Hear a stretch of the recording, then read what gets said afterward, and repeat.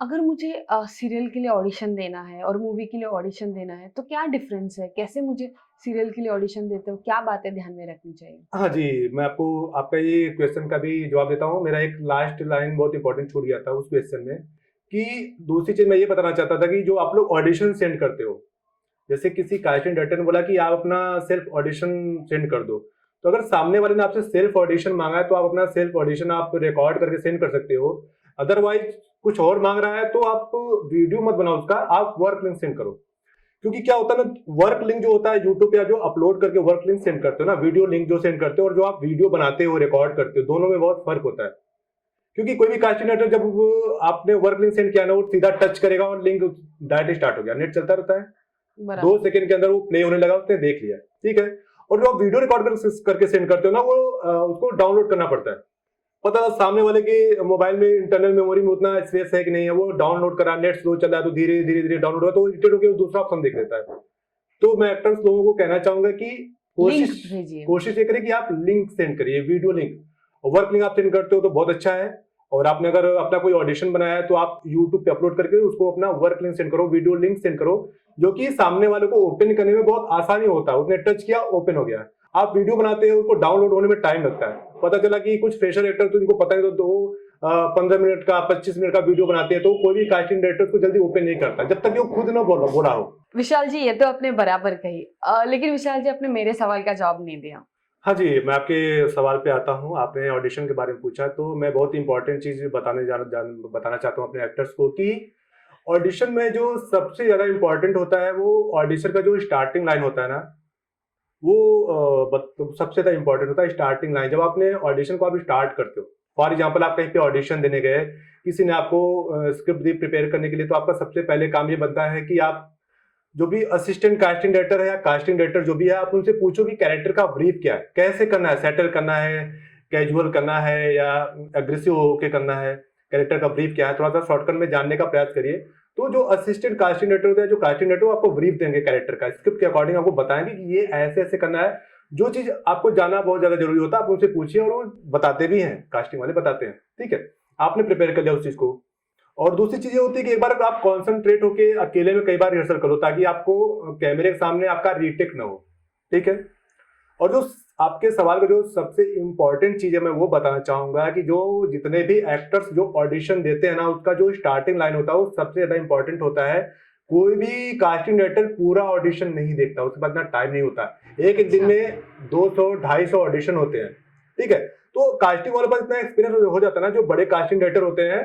ये चीज मैंने एज ए असिस्टेंट काम करके मैंने देखा हुआ और सीखा हुआ है, कि जो शॉर्टलिस्ट होते हैं एक्टर, उन जैसे ही मुंह खोलते हैं ऑडिशन के लिए ना, मात्र 10 सेकंड सुनने बाद कास्टिंग बोलता डन, या तो तो बोलेगा। बेसिकली स्टार्टिंग एक लाइन हाँ मान जी, लीजिए 10 सेकेंड्स में उनको पता चल जाता है कि वो हाँ कैसे है। जी, तो मेरा मैं यही बताना चाहता था। आपका जो क्वेश्चन था बहुत अच्छा क्वेश्चन था, मैं उसका वही जवाब दे रहा था, कि बहुत ज्यादा इंपॉर्टेंट होता है आपके ऑडिशन का पहली पहली लाइन, ठीक है। देखो, पहले तो लुक देखा जाता है आपका।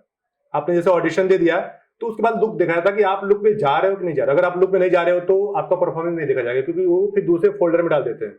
फिर आपका ऑडिशन वो नहीं देखते, क्योंकि उनके पास इतना टाइम नहीं होता, दिन भर में सौ करेक्ट। पचास ऑडिशन होते हैं, ठीक है। आप लुक में जब जा रहे हो, तो फिर आपका परफॉर्मेंस देखा जाता है, ठीक है।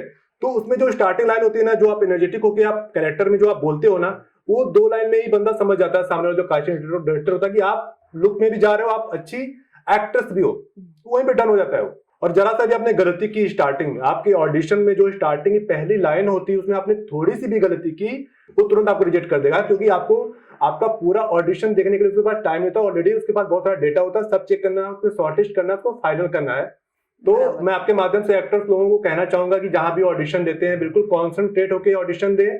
और उनकी जो ऑडिशन की पहली लाइन होती है, जो स्टार्टिंग होता है, वो बहुत ज्यादा इंपॉर्टेंट होता है, इसका विशेष ध्यान रखें वो। ओके। विशाल जी, ऐसा बहुत बार होता है कि मैं किसी ऑडिशन पे जाती हूँ, इतना लंबा लाइन रहता है, इतना लंबा वेटिंग के बाद अंदर जाती हूँ, फिर ऐसे देखते हैं, बोलते हैं कि यू आर नॉट फिट। मुझे इतना गुस्सा आता है ना कि ये क्या है, इतना वेट करके आए और बोलते हैं कि नॉट फिट। तो इसको क्या जुगाड़ है इसका? देखिए, मैं इसके बारे में कहना चाहूंगा, आपने बहुत अच्छा क्वेश्चन किया है ये। मैं आपके माध्यम से एक्टर्स को कहना चाहूंगा कि जहाँ पे नॉट फिट बोलते हैं ना, वहाँ पे सच में वो नॉट फिट होते हैं।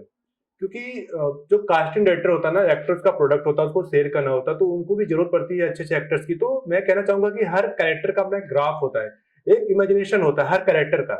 जो राइटर या डायरेक्टर जो स्क्रिप्ट लिखता है, वो एक एक कैरेक्टर को अपने माइंड में सेटअप कर देता है कि मुझे ऐसा फेस चाहिए, ये चाहिए, वो चाहिए, उसका एक होता है। तो अच्छा कास्टिंग डायरेक्टर वही होता है जो उन चीजों को समझ सके। जो इमेजिनेशन होता है राइटर डायरेक्टर का, जो उसने ब्रीफ दिया है अपने प्रोजेक्ट का अपने कास्टिंग डायरेक्टर को, उस चीज को जितना अच्छा कास्टिंग डायरेक्टर पकड़ता है उस चीज को, वो उतना ही अच्छा कास्टिंग डायरेक्टर कहा जाता है। ठीक है, तो अगर आपको नॉट फिट बोल रहा है तो आपको बुरा मानने की जरूरत नहीं है, जाहिर सी बात है कि आप नॉट फिट हैं।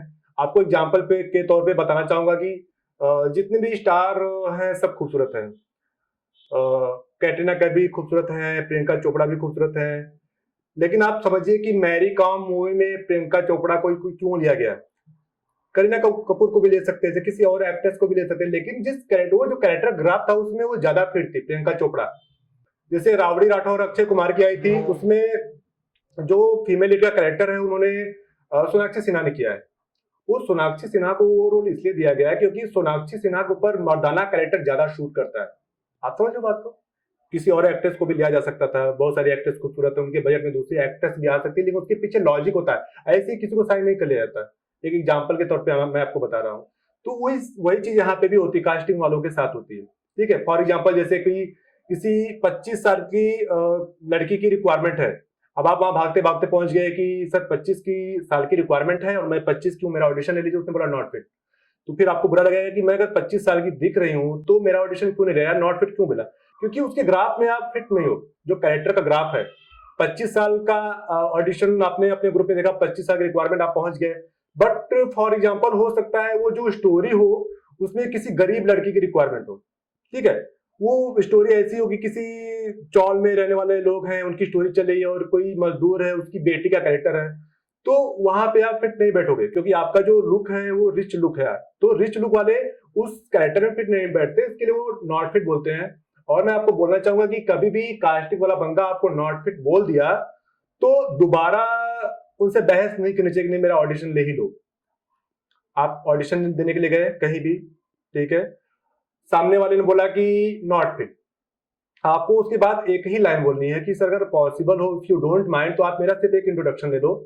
अगर किसी कैरेक्टर के लिए आप मेरे को रिकमेंड कर सकते हो, आप सिर्फ एक लाइन बोलो, उसको ये मत पूछो कि नॉट फिट मैं क्यों हूं, तो वो समझ जाएगा आप अनप्रोफेशनल हो। ठीक बराबर। है, आप गए ऑडिशन देने के लिए, कास्टिंग डायरेक्टर बोला मैडम नॉट फिट, फिर आपकी अगली लाइन क्या होगी, sir it's okay, thank you so much. क्या आप मेरा एक सिर्फ एक इंट्रोडक्शन लेते हो, नाम नंबर ले सकते हो सर? आप कोई सपोर्टिंग कास्ट या अदर किसी प्रोजेक्ट के लिए आप मुझे रिकमेंड कर सकते हो? तो मैं इसलिए बोल रहा हूँ, मैं बहुत दूर से आया, एक इंट्रोडक्शन ले लो आप। तो अब वो कास्टिंग वाले पे डिपेंड करता है। अगर वो इंट्रोडक्शन लेने के लिए एग्री है तो आप जाओ वहां पे, सिर्फ अपना इंट्रोडक्शन दो। कोई भी आपको स्क्रिप्ट पढ़ने की जरूरत नहीं, कोई भी मतलब ऑडिशन देने की जरूरत नहीं। मैं आपको बताना चाहूंगा कि जो आप बहस करके जबरदस्ती जो ऑडिशन दे भी देते हो, जैसे आपने रिक्वेस्ट कर लिया, सर ऑडिशन ले लो प्लीज, आप नॉट फिट मत बोलो, मैं विराट से आई हूँ बहुत दूर से, प्लीज ऑडिशन ले लो सर, प्लीज प्लीज। आपने बहुत ज्यादा रिक्वेस्ट किया, हम्बल रिक्वेस्ट किया, तो सामने वाला एग्री हो गया कि चलो ठीक है आप एक ऑडिशन दे ही दो। आपकी खुशी के लिए कास्टिंग डायरेक्टर ने ऑडिशन ले लिया, लेकिन वो एक फोल्डर बना के उधर डाल देगा आपको, वो किसी को नहीं दिखाएगा आपको ऑडिशन, क्योंकि आप फिट हो ही नहीं।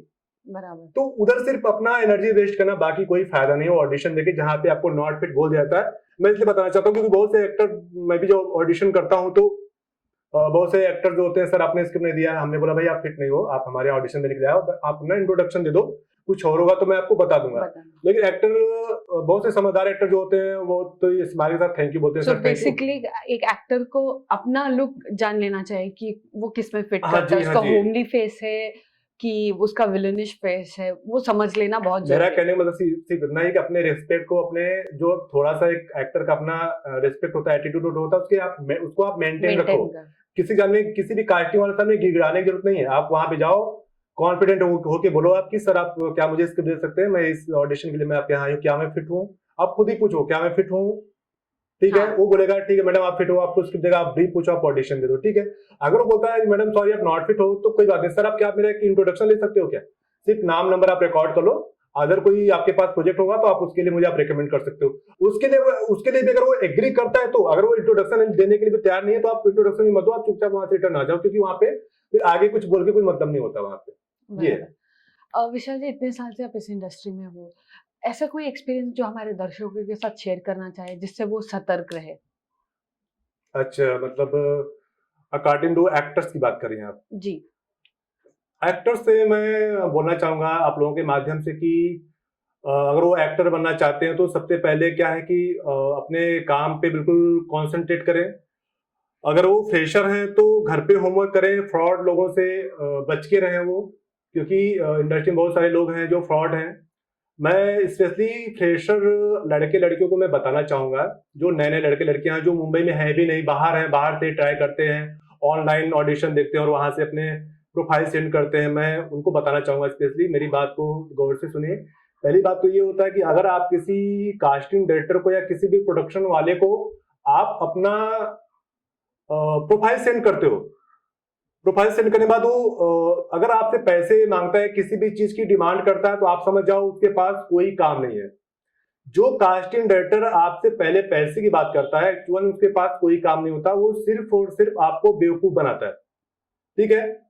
जैसे मैं भी कास्टिंग करता हूँ, अगर मेरे पास किसी फ्रेशर की प्रोफाइल आती है और मुझे लगता है कि मुझे इससे बात करनी चाहिए, लड़का हो चाहे लड़की हो, फ्रेशर हो, तो मैं उससे कॉल करके मैं उसका डिटेल्स जानने का प्रयास करता हूँ कि आप कहाँ के रहने वाले हो, आप कौन कौन सी लैंग्वेज बोल सकते हो, आप फ्रेशर हो तो क्या आपके मम्मी पापा आपको एक्टिंग में सपोर्ट करते हैं? अगर सपोर्ट करते हैं तो बहुत अच्छी बात, अगर सपोर्ट नहीं करते हैं तो आपका स्ट्रगल बहुत ज्यादा बड़ा है। इसलिए आपके जो मम्मी पापा है, जो आपके पेरेंट्स हैं, उनका सपोर्ट होना बहुत ज्यादा जरूरी है अगर आप फ्रेशर हो तो। ठीक है? और अगर आप फ्रेशर हो और किसी को आपने अपना प्रोफाइल सेंड किया है और सामने वाला पहले ही डिमांड रख दिया, होता क्या है कि पहले ये लोग चने की झाड़ पे चढ़ाते हैं आपको, आपको अपना प्रोफाइल सेंड करेंगे, देखिए मैं शाहरुख खान साथ में खड़ा हूँ हाँ। और मैं बड़ी बड़ी फिल्मों की कास्टिंग किया हूँ, ये अमिताभ बच्चन साथ फोटो, तारक मेहता उल्टा चश्मा का मैं राइटर हूँ। इस तरह से वो झूठ मूठ का फोटो दिखाते हैं, पहले आपको इम्प्रेस करते हो कि मैं बहुत बड़ा आदमी हूँ, फिर आप कन्विंस हो जाते हो क्योंकि आप फ्रेशर हो, आपको यहाँ का कुछ फंडा पता नहीं होता। उसके बाद फिर क्या होता है कि वो आपसे कॉन्ट्रैक्ट की बात करेंगे कि मैं एक टीवी सीरियल बना रहा हूँ या मैं वेब सीरीज बना रहा हूँ, उसमें ये कंटिन्यूटी का ट्रैक मैं आपको दे दूंगा, आप बिल्कुल हाईलाइट हो जाओगे, आपको 10,000 रुपए पर डे मिलेगा और बहुत सारी चीजें वो आपको बताते हैं। मैं तो आपको हीरोइन बना दूंगा, हाँ, मैं आपको हीरोइन बना दूंगा। तो जब आप बहुत ज्यादा खुश हो जाते हो उनके ऊपर, जब आप ट्रस्ट करने लगते हो, तो फिर वो डिमांड रखते हैं लास्ट में कि इसके लिए आपको कॉन्ट्रैक्ट करना पड़ेगा, ये पेपर है, इस पे आपको साइन करना है और मात्र आपको 10,000 रुपए पे करने हैं। और 10,000 पे करने के बाद आपको हम वहाँ पे शूटिंग भेज देंगे, शूटिंग का ये डिटेल है, फलाना ठिकाना है, बहुत सारी चीजें वो बोलते हैं। तो मैं आपसे सिर्फ इतना कहना चाहूंगा दोस्तों, जो भी फ्रेशर लोग हैं उनको मैं ये कहना चाहूंगा कि आप अपने दिमाग से सोचो कि अगर इतने आसानी से घर बैठे एक्टिंग में काम मिल जाए तो ऑल ओवर इंडिया के सारे लड़के लड़कियां एक्टर बन जाए। आपको घर से बैठ के प्रोफाइल सेंड करना है और फिर सामने वाले ने बोला कि 10,000 रुपए दे दो, कॉन्ट्रैक्ट साइन कर लो और हमारे यहाँ हीरो बन जाओ या आप हीरोइन बन जाओ। फिर आपने 10,000 रुपए पे कर दिया, आप हीरोइन बन गए। अगर इतना आसान हो जाता तो फिर मुंबई आने की जरूरत क्या है? आप सोचो कि यहाँ 10 साल से 15 साल से अच्छे अच्छे लड़के लड़कियां ऑडिशन देते हैं, स्ट्रगल करते हैं, उनको अच्छे काम नहीं मिलते। तो आपको घर बैठे बंदा कैसे काम दे रहा है, वो भी 10,000 रुपए लेके सिर्फ। वो 5,000 रुपए भी मांग सकता है, 10,000 भी मांग सकता है, आपसे 25,000 रुपए भी मांग सकता है, कभी कभी 2,000 रुपए भी मांगता है। वो आपको बोलेगा कि मैं आपको 5,000 रुपए पर डे दूंगा, महीने का 15 दिन का शूट रहेगा, आपको ये कॉन्ट्रैक्ट साइन करना है और आपको 5,000 रुपए पे करना है, रजिस्ट्रेशन चार्ज है ये। तो आप अपने दिमाग से सोचो, जिसकी औकात 10,000 रुपए पर डे देने की है, वो आपसे पहले ही 5,000 रुपए क्यों मांग रहा है? आपको खुद समझो ना, आप फ्रेशर, आप खुद अपने दिमाग से सोचो। जो आपको महीने में 15 दिन का शूट दे रहा है और कह रहा है कि मैं आपको 15,000 रुपए पर डे दूंगा, वो आपसे 5,000 रुपए पर एडवांस में मांग रहा है, तो क्यों मांग रहा है? आपको खुद समझना चाहिए। तो मेरा कहने का मतलब यही है कि जो भी कास्टिंग डायरेक्टर या प्रोडक्शन जिसको अपना प्रोफाइल सेंड करते हो, जरा सा भी वो अपने कास्टिंग से हट के बात करता है तो आप समझ जाओ वो फ्रॉड है। आप बिल्कुल उसका नंबर ब्लॉक कर दो, दोबारा कभी मत बात करो, क्योंकि ऐसे लोगों से बात करने का मतलब ये है कि आप सिर्फ और सिर्फ अपना एनर्जी और टाइम वेस्ट करो और कुछ नहीं होता। इनका तो ये काम ही होता है। तो मैं आपको एक बार अपनी बात को दोबारा रिपीट करना चाहूंगा कि जो बंदा अपने कैरेक्टर और कास्टिंग के अलावा आपसे पैसे की बात करता है, उसके पास कोई काम नहीं होता। आप तुरंत उसका नंबर ब्लॉक कर दीजिए, उससे दोबारा कभी बात मत करिए।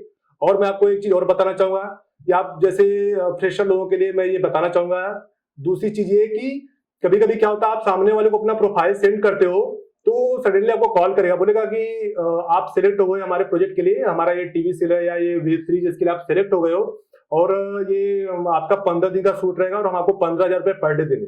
ऐसा बोलेगा आपको सामने वाला, फिर आप खुश हो जाओगे। अरे वाह, ये तो मेरा सिलेक्शन हो गया और 15,000 रुपये पर डे मिलेगा, आप बिल्कुल खुश हो जाते हो। फिर वो बोलेगा कि आपके पास आर्टिस्ट कार्ड है क्या? फिर आप बोलोगे कि सॉरी, आर्टिस्ट कार्ड तो नहीं है। अरे आपके पास आर्टिस्ट कार्ड होता तो मैं आपको सूट पे भेज देता, आप बिल्कुल फाइनल हो, आपको मैं कॉन्ट्रैक्ट करने वाला हूँ, आपको मैं 15,000 रुपये पर डे दूंगा, महीने में 15 दिन का शूट रहेगा। लेकिन प्रॉब्लम ये है कि आर्टिस्ट कार्ड होना चाहिए, परसों से ही शूट है। तो आप बोलोगे कि परसों शूट है तो कार्ड तो नहीं है, सॉरी। फिर आपको बड़ा टेंशन हो जाएगा कि सिर्फ एक कार्ड की वजह से मेरा इतना बड़ा काम हाथ से जा रहा है। तो फिर आप उससे खुद ही पूछोगे कि मतलब क्या कर सकते हैं, अभी कार्ड तो नहीं है, मतलब कैसे क्या करें। फिर वो बोलेगा मैडम आप टेंशन मत लो, हम लोग कार्ड भी बनाते हैं, तो अगर आप चाहो तो मैं आपका कार्ड बनाता हूँ, कार्ड बनाने के बाद आप शूट पे जब चले जाओ। तो फिर आपको लगेगा कि जो बंदा मुझे 10,000 या 15,000 रुपये पर डे दे रहा है तो कार्ड बनाने में क्या फर्क पड़ता है, ठीक है कार्ड बना लेते हैं। फिर वो बोलेगा मैडम ऐसा है कि 6,000 रुपये का मैं आपको कार्ड बना देता हूँ, और वैसे भी आप हमारे कैरेक्टर में फाइनल हो गए, हम आपको 15,000 रुपये पर डे देंगे, ठीक है। तो आप सोचते हो जहां 15,000 रुपये पर डे मिलने वाला है मुझे, तो 6,000 रुपये कार्ड का पे करने में क्या प्रॉब्लम है। तो आप क्या करते हो कि आप अपना 5,000 रुपये ऑनलाइन आप उसको ट्रांसफर कर दो, बोलेगा कि ऑनलाइन आप ट्रांसफर कर दो, आपको कार्ड आपके घर पे मिल जाएगा। जो भी है, जो भी इस तरह से बात करता है। अब आपने 5,000 रुपये पे कर दिया, तो 5,000 या 6,000 रुपये वो लोग मांगते हैं, और उसके बाद फिर वो क्या होता है कि फिर आपका फोन नहीं उठाएगा बंदा, क्योंकि उसके पास कोई काम नहीं होता। वो सिर्फ कार्ड बनाने के लिए, पैसे लेने के लिए आपको बेवकूफ बनाता है वो, और उसके बाद वो आपका फोन नहीं उठाते, आपसे कोई बात नहीं करते, आप ज्यादा कॉल करोगे तो आपको ब्लॉक भी कर देते हैं, क्योंकि उनका काम हो गया। कभी कभी आपको कॉल आ गया कि आपको, आपने प्रोफाइल सेंड किया था, ये हमारे पास प्रिंट शूट है, ये कैटलॉग शूट है, आप सिलेक्ट हो गए हो, आप खुश हो जाओगे। ये 2 दिन का शूट है यहाँ मुंबई में, आप आ जाइए, हम आपको 25,000 रुपये देंगे, ये हमारा ये ऐसे ऐसे है, ये हमारा कैटलॉग शूट है। तो मैडम ये बताइए कि आपके पास पोर्टफोलियो, कि आपने जो फोटो सेंड किया है सब नॉर्मल फोटो सेंड किया है? फिर जो फ्रेशर लड़की होती है वो बोलती नहीं सर, पोर्टफोलियो तो नहीं करवाया, मेरा तो सब नॉर्मल फोटो ही है। लेकिन अगर आप पोर्टफोलियो आप सेंड करते तो मैं आपको कैटलॉग शूट के लिए मैं भेज देता, और इतना इतना पर डे मिलेगा आपको। फिर वो बोलेगा कि लड़की बोलेगी फिर क्या करना है, फ्रेशर लड़की, तो वो बोलेगा कि मैडम आइए मैं आपका पोर्टफोलियो बना देता हूँ। कितना? तो 12,000 रुपए या 5,000 रुपये भी बोल सकता है, 5,000 12,000 जो जैसा होता है वो ऐसा बोलता है कि 5,000 रुपये आप पे करो, मैं आपका बना देता हूँ, और आगे भी आप कैटलॉग शूट करोगे तो ये फोटो आपके काम आएगा। तो जो फ्रेशर लड़कियां सोचती है कि यार फोटो मतलब पोर्टफोलियो तो वैसे भी बनाना ही था मुझे, वैसे भी पोर्टफोलियो बनाना था, फिल्मों में भी सीरियल में भी यूज होता है, तो चलो मैं पोर्टफोलियो बना लेती हूँ। फिर वो क्या करता है कि आपका एक नॉर्मल सस्ता वाला पोर्टफोलियो बना देता है, वो 5,000 15,000 20,000 जो जैसा मिला वैसा वो लोग पैसे लेते हैं, और उसके बाद उसके बाद आपको कोई काम नहीं देते, वो भी नंबर ब्लॉक कर देते, आपको इग्नोर करने लगते, क्योंकि उनका काम हो गया। उनका 400-500 रुपए खर्चा होता है, और आपसे पोर्टफोलियो के नाम पे 5,000 रुपए 10,000 रुपए वो ऐड लेते हैं। मैं आपको बताना चाहूंगा, मैं भी कास्टिंग करता हूं, मैं कभी भी आज तक किसी लड़के लड़कियों से मैंने कभी नहीं बोला कि आप पोर्टफोलियो वाला फोटो भेजो। मैं नेचुरल पिक ही मांगता हूं, चाहे वो काम किया हो चाहे वो फ्रेशर हो। मैं उसको बोलता हूं कि आप अपने मोबाइल से अच्छी अच्छी फोटो क्लिक करके आप मुझे सेंड कर दीजिए। अगर आप फ्रेशर हो तो आपको एक पैसा खर्च नहीं करना है एक्टिंग में अपना कैरियर स्टार्ट करने के लिए, क्योंकि ना तो आपको आर्टिस्ट कार्ड बनाने की जरूरत है, ना ही आपको रजिस्ट्रेशन चार्ज पे करने की जरूरत है, और ना ही आपको पोर्टफोलियो बनाने की जरूरत है।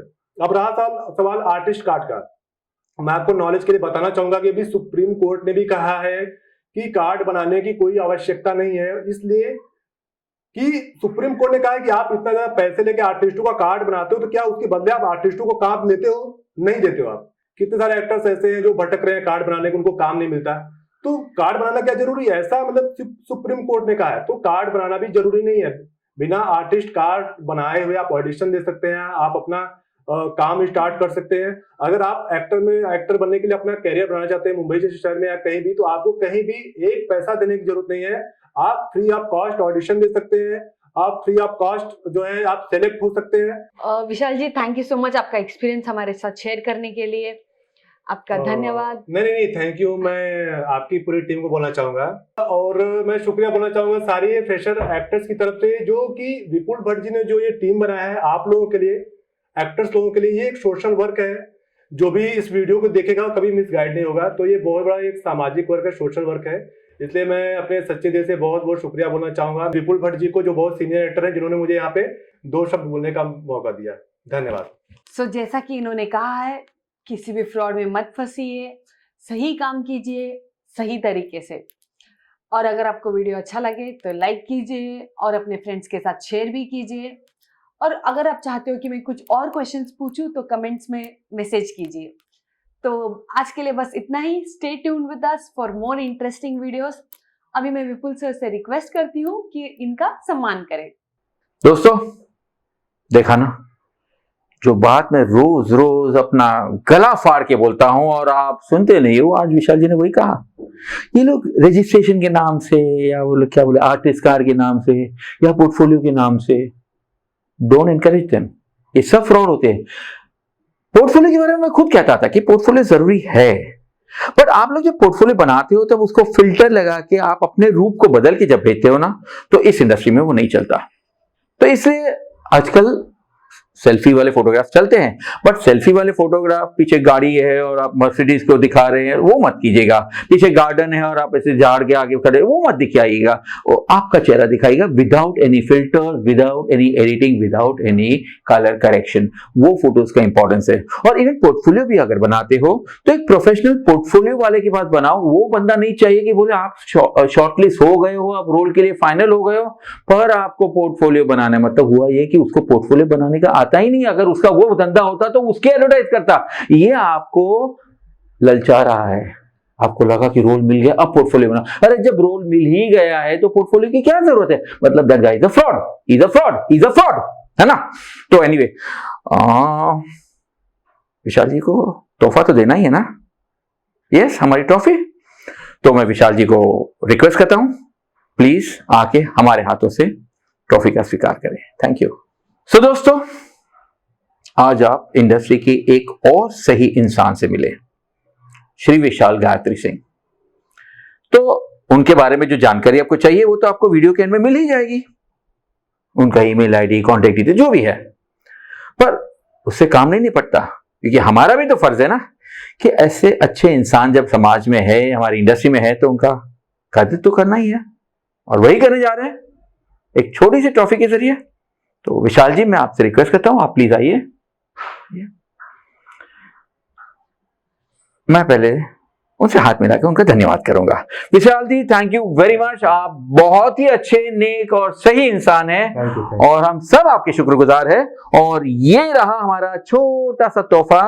विशाल जी, ये है हमारे विशाल गायत्री सिंह और ये है इंडस्ट्री के सही लोग। So this is Vipul Bhatt's team signing off.